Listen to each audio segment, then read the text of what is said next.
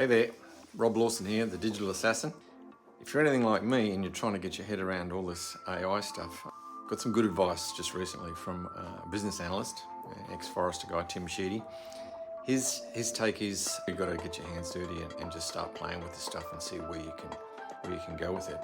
But one of the big things is, rather than trying to figure out how you can do your own AI, in most categories of software, 20 or 30 applications you use in your business regularly, and there's maybe 10 different providers for each category.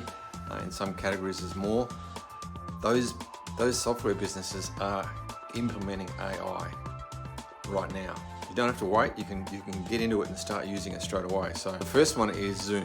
So we use Zoom for meetings, have done for a long time, even before COVID. So we were actually educating clients how to use it. But they have AI now, so that if you've got a paid version, it's not on the free. If you've got a paid version, you can get a summary of the meeting. It transcribes the voice to text. It'll give you a summary. You'll be able to get an action list of everything that was agreed by all the different parties in the meeting. And then you can get it to create an email to send that out after the meeting's over. So, it allows you to be a little bit more present, so you're not trying to take notes. You can just be present and listen to everything. If you come to a meeting late, or you record the meeting when you're not there, you can search through the transcript by asking the AI, if there was any mentions of your name or particular topics that you're interested in hearing about, to see whether they were discussed in the meeting. There's a whole lot of stuff. So the first one is Zoom.